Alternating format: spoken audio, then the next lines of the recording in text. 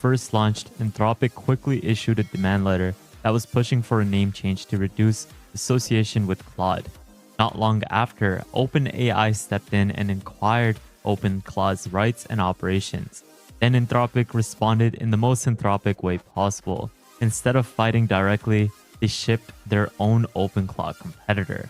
In fact, just yesterday, Claude Code had actually introduced a pretty big new feature, remote control, a feature that lets you start a task in your terminal and continue managing it from your phone while you're walking, commuting, or in a meeting. Claude keeps running locally on your machine, but you can control the session remotely through the Claude app or through Claude Code. And honestly, it feels like Anthropic is quietly building its own OpenClaw killer in Claude Code itself, as well as with Cowork. Currently, remote control is a feature that's only available for Max users at the moment because it's in research preview, and they're going to be available to access it soon for most Claude Code users in the coming weeks. You can easily access it using the /remote-control command, and you can start a local session from the terminal, then continue them from your phone. You can actually go ahead and enjoy the sun now. Just take a look at it in action. Hey, I'm Noah, a PM on the Claude Code team. I'm super excited to ship remote control so you can bring your local Claude Code sessions and dev environment with you so that you can keep working from your phone when you step away from your computer. Which means for the first time in history, developers can touch grass, see the sun, and continue to ship.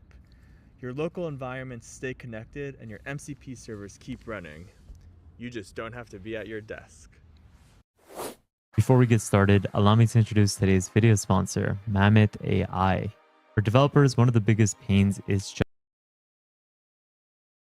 juggling different model APIs. But Mammoth solves this because it unifies different providers like Anthropic, OpenAI, Gemini, and so many others in a single platform with API access that works with different tools and extensions like Cline, NAN, VS Code, Make, CLI tools, and other OpenAI compatible frameworks. Here's what's new in AI right now. Gemini 3 Pro, which is pushing multimodal capacity and massive context handling.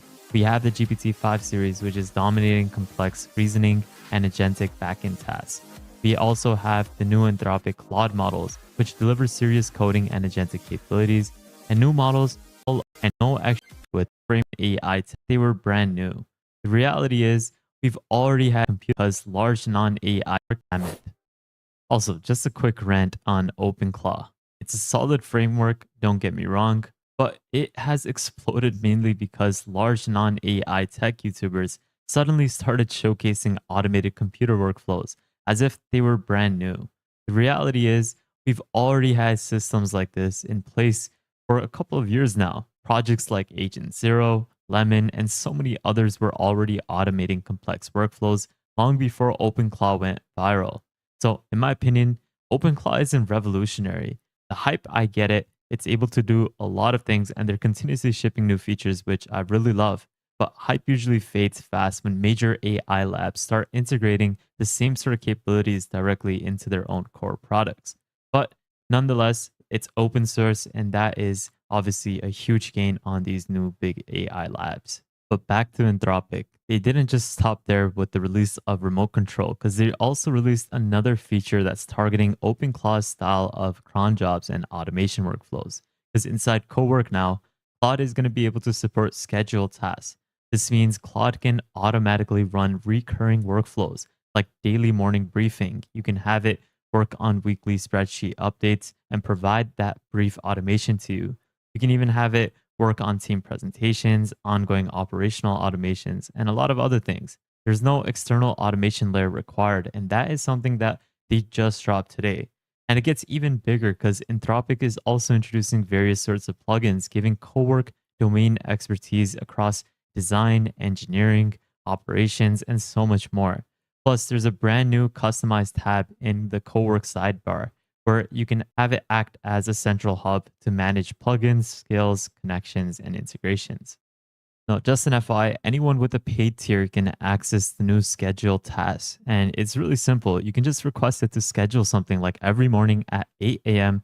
Claude automatically is requested to scan AI news sources, and I can have it powered by any of these state-of-the-art models. I'm going to use Sonnet 4.6 for this because it does better at browser-based tasks. And in this case, you can send in this request and it is going to create the scheduled task for you so that every morning at 8 a.m., it is going to be able to have it so that it can scour the web, give you any sort of AI research content that is needed. And it does this while I sleep. And that's the beauty of this. You can obviously configure it too that if there is any news article that pops up maybe like a few minutes before, it is able to also include that. And that is the beauty of the skills MD that is integrated within Cowork. And right now it is creating the schedule task, which you see over here, and it will detail all the steps as to what it will do.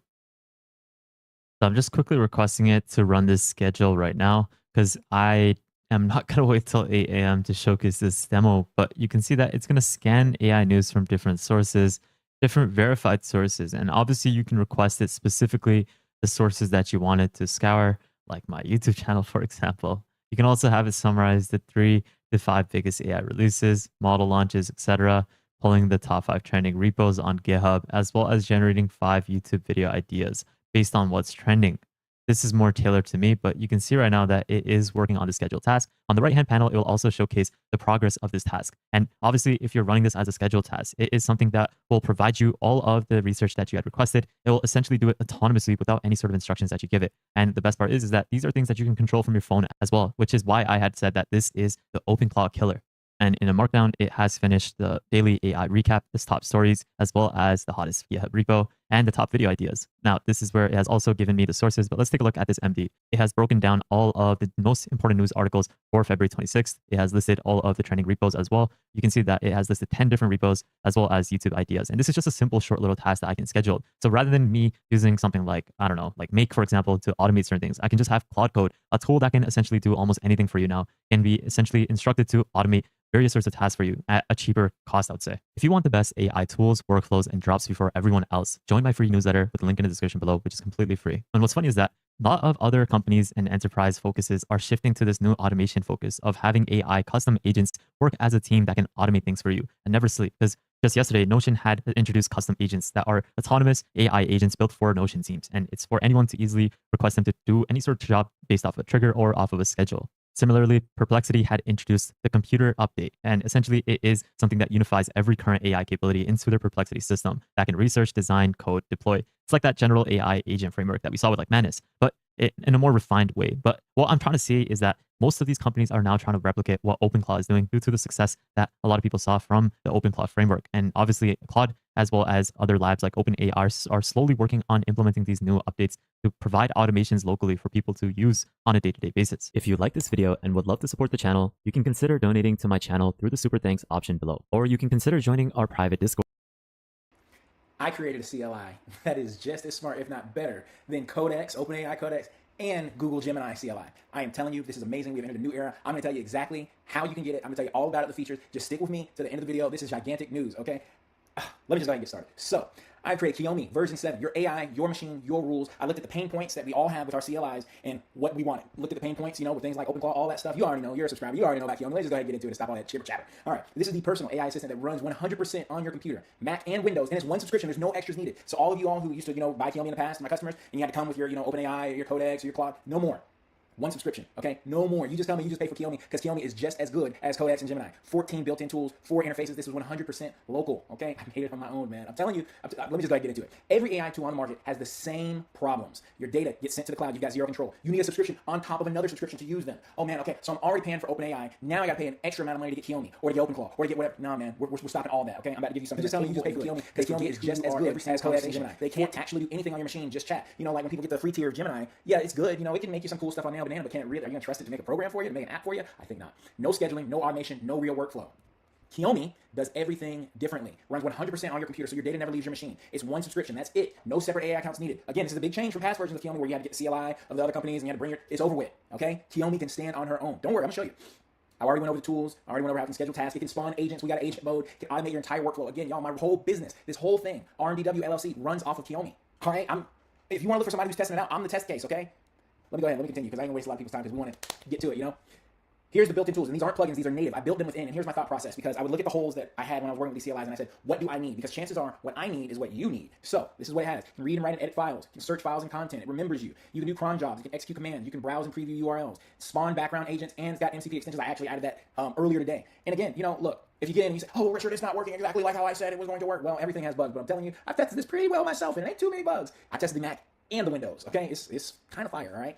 But then, one thing too, if you have bugs, go to KiyomiBot.ai, click the support, and you get instant 24/7 help right there in the support page. Because if you email me, hey y'all, like I said, I have a day job, okay? So I'm not that available during the week, but the support page is always there, and you get help instantly from my team there. Let's continue, because half of y'all don't even care about that. There's 4 ways to talk to Kiyomi. The CLI, which I live in. I decided not to do the web dashboard. I had it planned because, you know, we did that for the earlier versions of Kiyomi, but I found that if you use Telegram gets you about 95% of where you want to be, and we're just going to stick with what's simple. What I was aiming for with Kiyomi version 7 is simplicity and ease. That's why I was able to test it out, because it's not that much to break. It's just fire. Like, don't worry, I'll show you. Now, this is one thing I included because a lot of people want their own sort of AI agencies or teammates or things like this, and you got people who like go to Discord and stuff to jig it up and to do this, and nah, man, look, Kiyomi has a team mode where you can enable her to pull up 4 different tabs right in the terminal with 4 different teammates, and they can all work. Don't worry, I'm going to show you how you can pull them up, and I'm going to show you a live demonstration of Kiyomi. Just hold on to the end of the video. We're almost there. Have some patience, okay? This is going to be one of my quicker ones. So she remembers everything about you. Oh my goodness, was this a problem? Now, you know, if you use Gemini and you use OpenAI Codex, they don't know who you are and they don't care, all right? They don't care. But the number one thing people complain about with Gemini and Codex and with OpenClaw, you know, because please, fanboys, don't attack me, all right? Like I always say, OpenClaw changed my life. If it wasn't for OpenClaw, there would not be any Kiyomi. I'm just telling you that there's some flaws, okay? We'll move on. Number one thing people had problems with was the memory. Oh, it just doesn't remember who I am. This is fixed. You know, a good reason why it's fixed is because this is local. So it can take the data about you, but it stays right there on your machine. So it's got memory categories, it stores, and when you're having conversations with it, it just remembers what it said right there in its own conversation. It's got persistent memory. So now, you know, hey, I'm moving in this video, right? Because I want to get to the good part. So what I'm going to have Kiyomi do is build me a website. I have an MD file of a website that I want. We're going to build it live, and we're going to see what she does. So let me go ahead. First thing I'm going to do is show you how to do the Teams thing, and then I'm going to go into a live demonstration of showing you how good Kiyomi is. Now, I did it in the past with the, you know, version 6.2, but this is a whole different beast right here, okay? This is a whole different beast. Let me go ahead and show you the team function. So we'll go back here. We got this terminal window right here. Let me just show you something. Kiyomi, this is how you open it. Look at it. Look at that right there. That's my baby. All right. So let's start the team. You just do /team, or is that /? I don't know. I'm not a, you know. Let me make this a little bit bigger for everybody to see. You know, I'm not a developer. I remember there was one guy in the comments who was yelling at me because he's like, "You're just a vibe coder who thinks they're a developer." No, I'm a vibe coder who became a developer. Okay. All right. It's the tools that's in everybody's hands. Anyway, let me stop blabbing. Look at this. Look at this. Do you see this? That's 4 tabs. That's 4 agents right there. That's 4 workflows. We got Kiyomi. We got Brock. We got Ariana, and we got Tony. I just hired him. He's great. Okay, look at this. We got the team right here, okay? I told you, I thought, what are the holes that people need to be filled? And I filled them because I had those holes too that needed to be filled. And I'll say this, again, I'm right here. So if you guys say, hey, Richard, can we see about a Kiyomi can do this or do that? Hey, man, where am I going? You know, I want to make this a great product for everybody. So let's go ahead and get to the demonstration. Let me go ahead and make this full screen. And let me just grab that MD file. Let's see her in action first, okay? So she says she's got the team. We're going to talk to her. Hello. How are you today? You know, some small talk. Just get it going. Hello. Thank you. How are you doing today? Is there anything I can help you with? Well, in fact, there is. Hold on. Yes. My wife just got home. Hopefully she didn't ruin the video. Well, in fact, there is something you can help me with. I was wondering, can you build a website for me and all be deep so that she can do it? The way you love it. Okay, she's working awkwardly yet. But she made her way into the Kiyomi bot agents within. Okay, Kiyomi, and it's right. You don't need. I'm gonna love you. It tells me how many hours ago it was. This. Hey, I know I showed you a website. Oh my goodness. Okay, so look, I'm gonna end the video here. Here's the big release news. She is not only available for Mac. Kiyomi, what I just showed you, is also available for Windows. Also available for y'all need to. The prices have come down. I heard the people $9.99 a month, $19.99 a month, $49.99 for Pro, and those lifetimes, yep, it's $4.97. The people who stuck with me, who started this with me and got in when lifetime was only $150, hey man, y'all are getting this, okay? I'm a man of my word, I'm a man of integrity. And then the $9.99, look, you can, I have to see whether or not I will still have a free trial with this. I think I will. I just have to see how it works. But if I don't, dude, you could throw $10 a month, $10 for a month to see what this is, to see the power, to see what you can do with this. I mean, $10. I'm not trying to shill. Maybe I am. Maybe people get in the comments and be mad at me. But I'm just saying, like, this is, we are here. You don't have to come. Look, let me just put it this way, okay? ChatGPT costs you $20 a month. Gemini is free, but the free tier is not all that great when you want to create things. And the next level, I believe, is $20 a month. This, you can have $9.99. I'm just saying, y'all, you saw it in action. You saw. I mean, hey, what more do I need to say? It's time to pack it up, call it a day, man. Y'all have a good one. I'm so excited. This is the final form of Kiyomi, and it will only get better from here. Y'all have a good one. I'll talk to you later. Bye-bye. If your coworker asks you to review a PR and then you find out they didn't even test their changes, you're probably going to be a little upset. This is how it can feel working with coding agents. Cursor's agents can now use a computer to test their changes and record videos of their work. Let me show you how. I'm going to have Cursor onboard to my codebase, which is Excalibur, a popular open source whiteboarding tool. And we can see the agent was able to successfully set up our environment, and we get back a video artifact showing that the agent can use a computer to navigate around and use our software to verify that it works. So now that our environment is set up correctly, I went through the GitHub repo and I found a few bugs I wanted to fix and a few features that I wanted to add. One of them I thought was interesting was adding support for a table. So I pasted in a link to the GitHub issue, and the agent worked diligently for about 40 minutes and gave me back an artifact. But there was also even some integrals, it looks like. So it's able to successfully prove that it can type in math equations, and then the math equations are properly converted into LaTeX formatting. So this works pretty well. If we're happy with these changes, inside of the Cursor agent, we can view all of the diffs, and then when we're It's all over your timeline, just like mine. OpenClaw, 200,000 stars on GitHub's agents getting their own phone number and calling their owners or founders, people making flights and reservations, and seemingly running their whole business on OpenClaw. And I've used it a lot. I put in hundreds of hours and millions of tokens, and I've watched all the videos talking about how they're actually using it for real business purposes. And I had to sit back and wonder, because I have a lot of folks asking me, like, hey, how are you actually using OpenClaw versus something like Claude Code? And the answer is nuanced. And it's like, hey, this is a point in time, and we're entering a whole new point in time, I think, in the future with independent AI agents. But as of today, February 2026, I want to give you my honest assessment of where we are with the actual usefulness and productivity of OpenClaw versus Claude Code. And the results might surprise you, and they did me. So we have 8 different areas that we're going to grade OpenClaw versus Claude Code to see who comes out on top for actual business people running real businesses that make no real money and have no customers, right? We're not selling info products. We're not some YouTube influencer here. We're talking about real businesses and the tools you need to get and stay ahead in the AI era. And hey, if we haven't met before, I'm Craig Hewitt on the channel here. All we talk about is AI, how you can use it to get yourself and your business further ahead. In this video, we're going to be comparing probably the 2 most popular AI tools of the day, OpenClaw and Claude Code, right? So if you've been living in a submarine or something, you might not have heard of OpenClaw. It's an autonomous AI agent that lives on something like a Mac Mini, which is where mine lives. Her name is Janet. Claude Code is a terminal-based application that is super powerful. Both of them super powerful. You can literally do anything from product development to coding to analytics to marketing and sales and ops on both, really. So the use cases should be kind of similar. But the first place we're going to dive into is ease of setup. And probably no surprise here, Claude Code, really simple. 1-line command and you're up and running. You are doing both of these really in the terminal. So the terminal is a kind of super scary place on your computer that has stuff that you think you probably could break. It's okay though. You probably won't break it. Claude Code, 1 line in the terminal, and then you just type in Claude and it's up and running. You talk to it just like a human and it does amazing things. Claude Code runs 4 out of 10 on ease of use and ease of maintainability as of today. 5 out of 10. So it runs in the terminal. So it's an application on your computer. You could set it up to run on your phone. I have a way that I can set up to run Claude Code instances on my phone. It's pretty complicated. I'll leave a link to a tweet I had about this in the description below if you want to check it out. It involves some SSH keys and things like that. But really, the way I look at this is like Claude Code is meant to be used working at your computer. And like that's how I work most of the time. So that's cool. It's pretty rare. I'm like sitting on the couch and want to vibe code an app or add a feature or fix a bug in my product. I work when I work and I don't work and I hang out with my family when I'm away from work. But I have to say the accessibility, the ease of use and ease of connectivity of OpenClaw is amazing. So I run mine both on Telegram and on Slack. So it's a box that's sitting right over there on a server essentially in my office, and I can talk to it on Telegram or on Slack. But really anyone who can send a text message can use OpenClaw. And that's really where the mass adoption has driven. And this is where things are going. But more on that later. Okay, so what about like actual performance?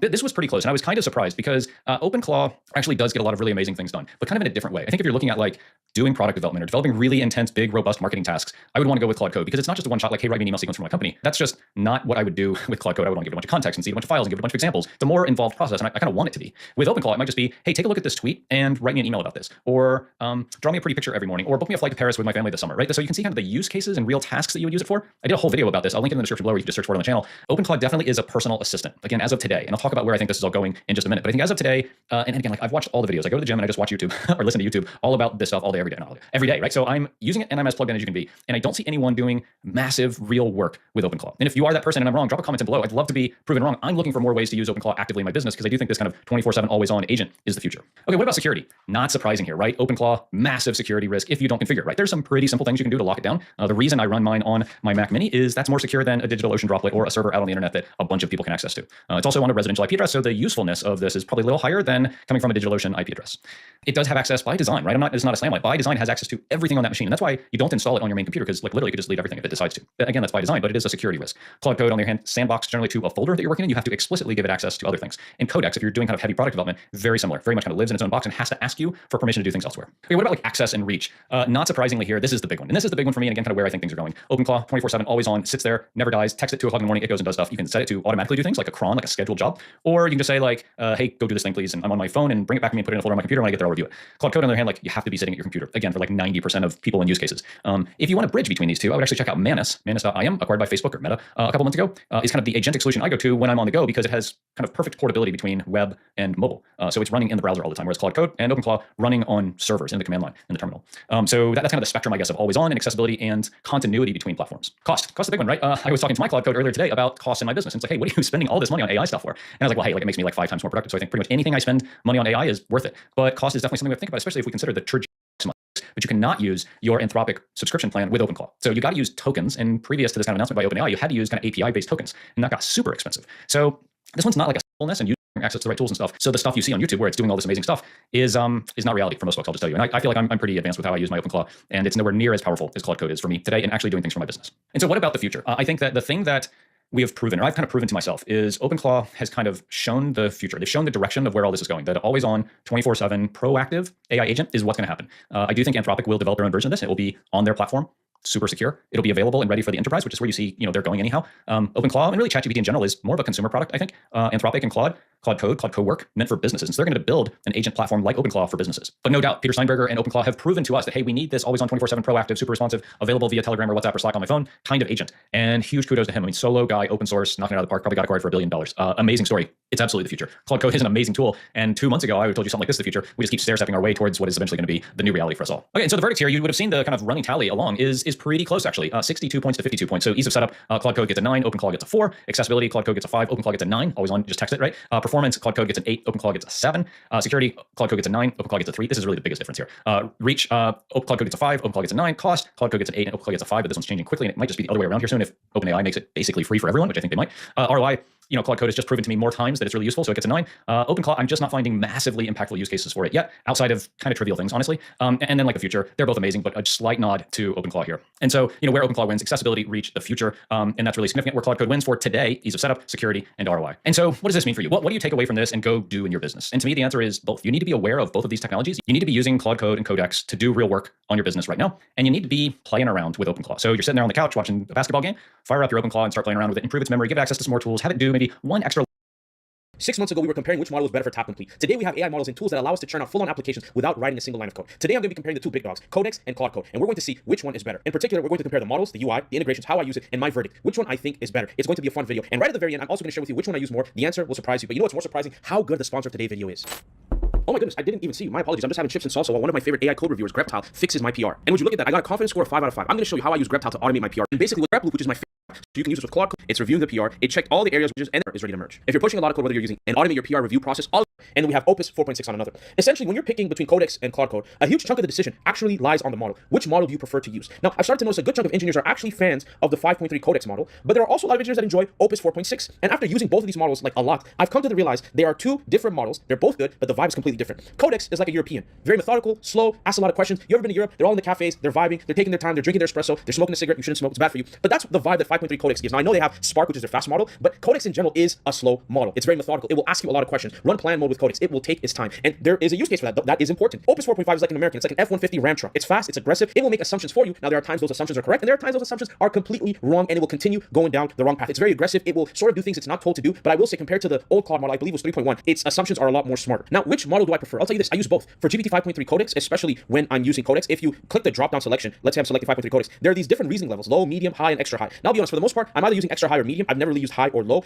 I wish the naming convention wasn't as terrible. Like, that's one thing about OpenAI that sucks. The names are just insanely terrible. Codex 5.3 extra high, blah, blah, blah, blah.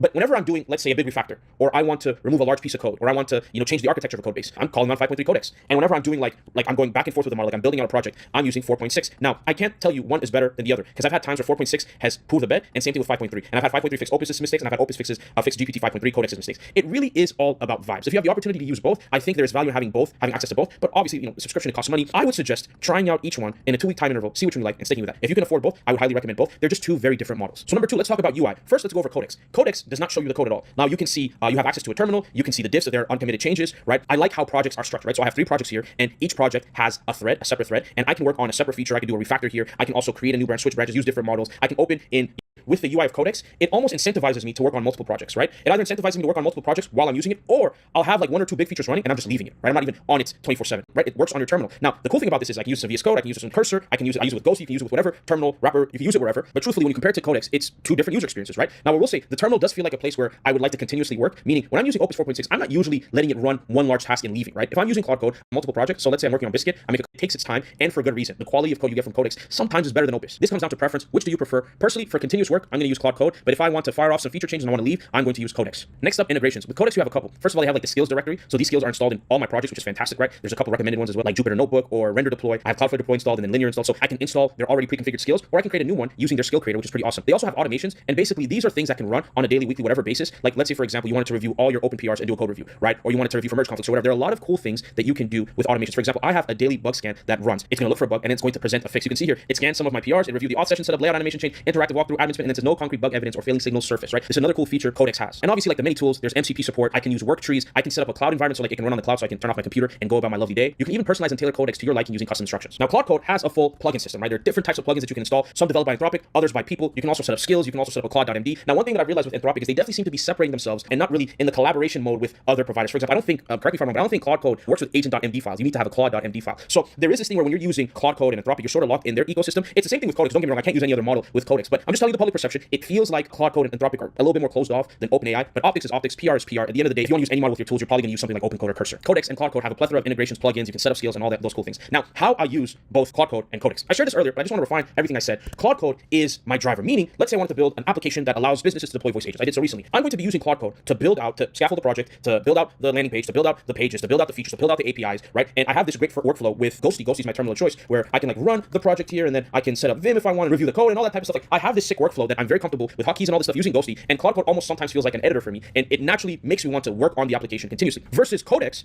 I will say Codex makes me feel like a manager. I feel like a principal engineer manager who doesn't write code anymore, but reads all the cool engineering books from the 1950s, is all about functional programming, is all about abstraction and clean code, and I'm just telling my engineers, aka my agent, to do the work, right? Codex feels like that, and it feels awesome, right? Like for example, I think like right here, there was this app I was building, and I had this insane white label system, and I was using Clerk as auth, and I wanted to be programmatic where someone can hop on a site, spin up, an instance, and then they would have auth and all that stuff configured. I didn't realize with Clerk that they didn't have like a platform feature, so I had to have like the shared auth thing where like they auth with the main app and like the subdomain app should also work. It was confusing, it was difficult, it was annoying. I finally decided to can the feature, and I went to bed. Before I went to bed, I had my hot cocoa milk, and I said, I want you to remove the white label feature, blah blah blah blah blah, do it, and it worked. It worked on it all night, and I woke up. I have a code reviewer.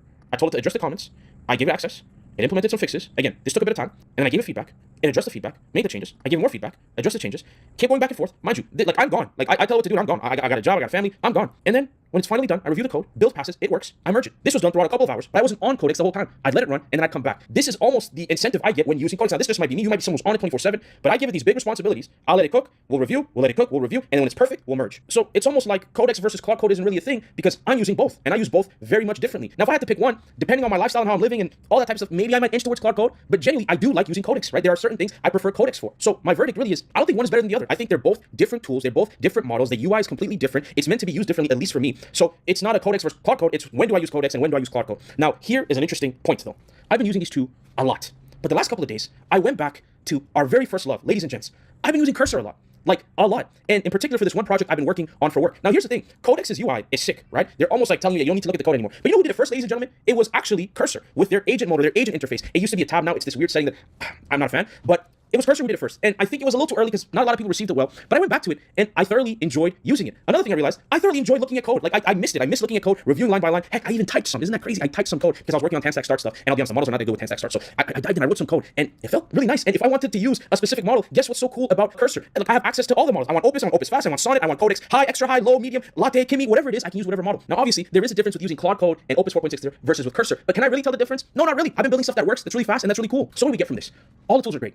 They seem to have different goals, and they seem to be great at different things. For me, Codex is the give it a task and leave it alone, come back when it's done. Claude Code is my shooter. It's the one I go to back and forth, we're arguing, I'm telling it, do this, do that, they'll do something right, they'll do things terribly wrong. But then lately I've been using Cursor, and I don't know if I'm just unfaithful and I'm using all these different tools, but there's something special about all these different tools, and it's a matter of which makes sense for your workflow, right? Codex is my European engineer manager that's methodical. Claude Code is the American Eagle Freedom